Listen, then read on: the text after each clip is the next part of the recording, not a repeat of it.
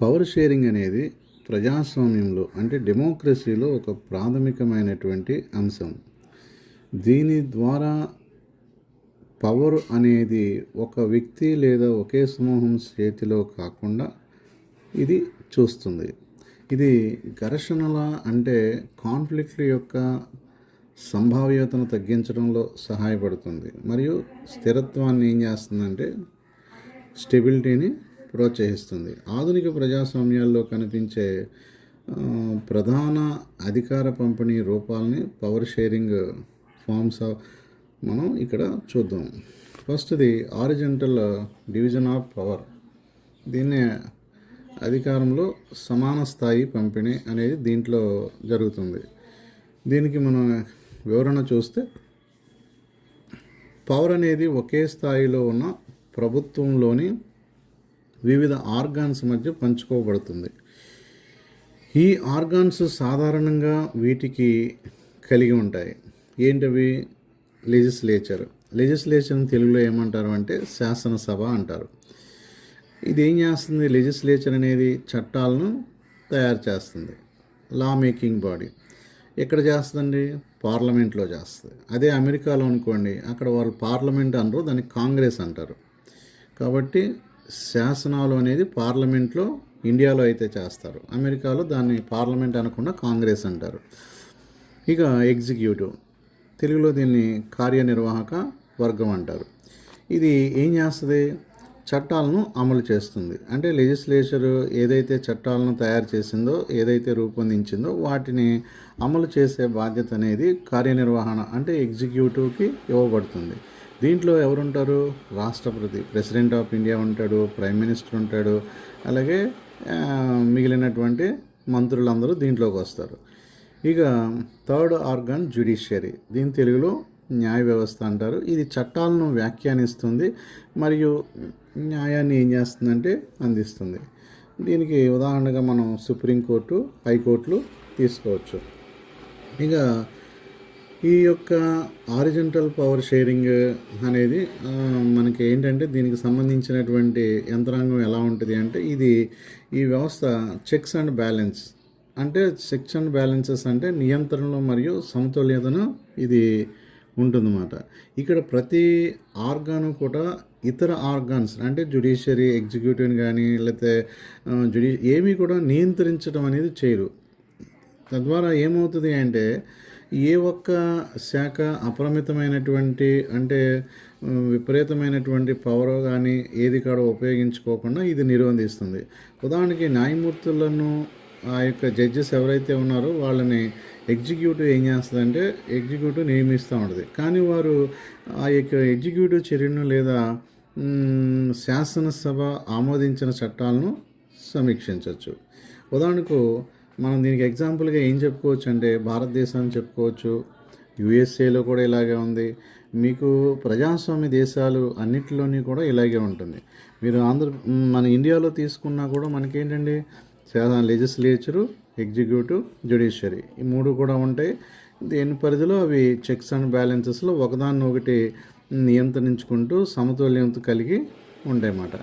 ఇక vertical division of power, ఇది మనకి మెయిన్గా ఈ వర్టికల్ డివిజన్ ఆఫ్ పవర్ అనేది ఫెడరలిజంలో ఉంటుంది.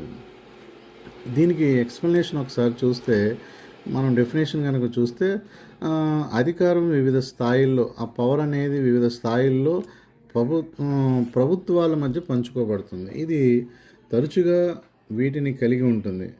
మొత్తం దేశానంతటికీ కూడా ఒక సాధారణమైనటువంటి జనరల్ గవర్నమెంట్ ఉంటుంది. ఏ కంట్రీ అయినా సరే జనరల్గా ఆ కంట్రీ మొత్తాన్ని రూల్ చేసేటువంటి ఒక జనరల్ గవర్నమెంట్ ఉంటుంది. దాన్ని ఉదాహరణకి ఏమంటారు అంటే సెంట్రల్ గవర్నమెంట్ అంటారు.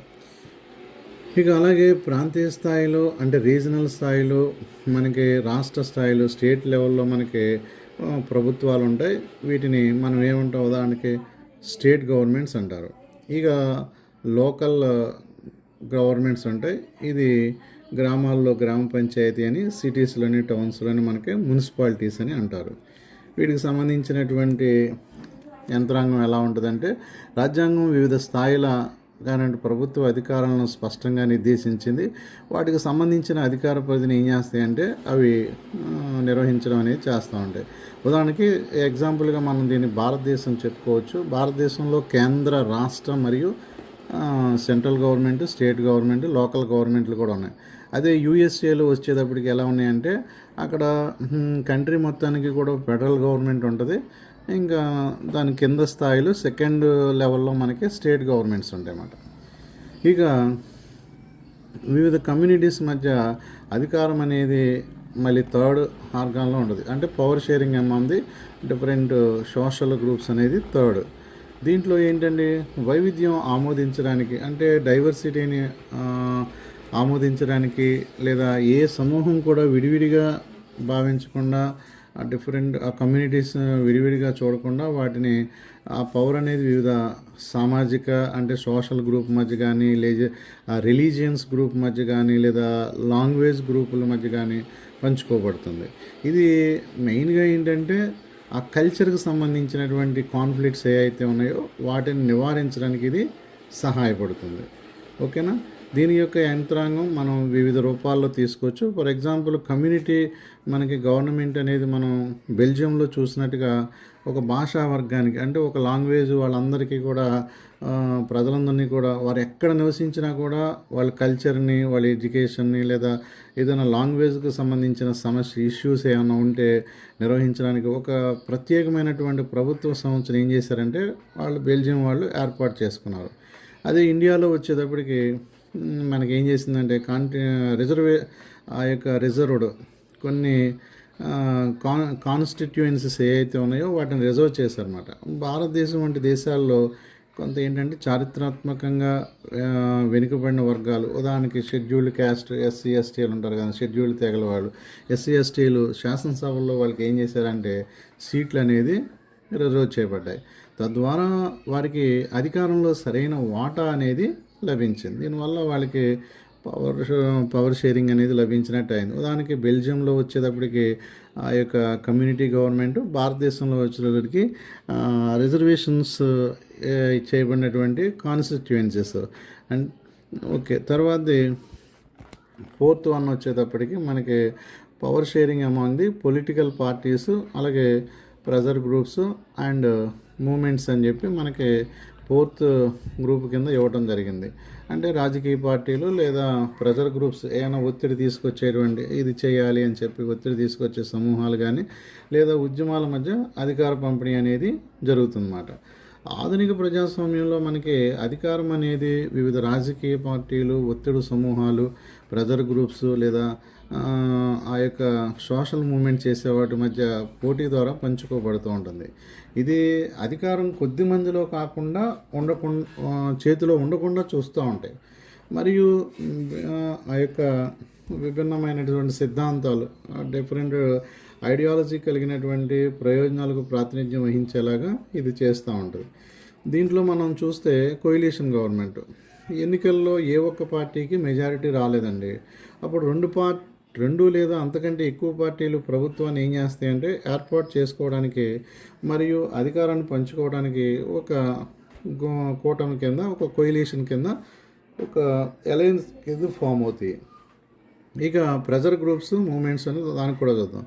దీనికి ఎగ్జాంపుల్గా ఏం చెప్పొచ్చు అంటే ఈ యొక్క ప్రెజర్ గ్రూప్స్లోకి, మూమెంట్స్లోకి ఏ వస్తాయంటే మనకి ఆ యొక్క కార్మిక సంఘాలు అని చెప్పి ఉంటాయండి. అవి అలాగే వ్యాపార సంఘాలు, ట్రేడ్ యూనియన్స్, లేదా ఆ యొక్క ఎన్విరాన్మెంటల్ మూమెంట్ చేస్తూ ఉంటారు కొంతమంది.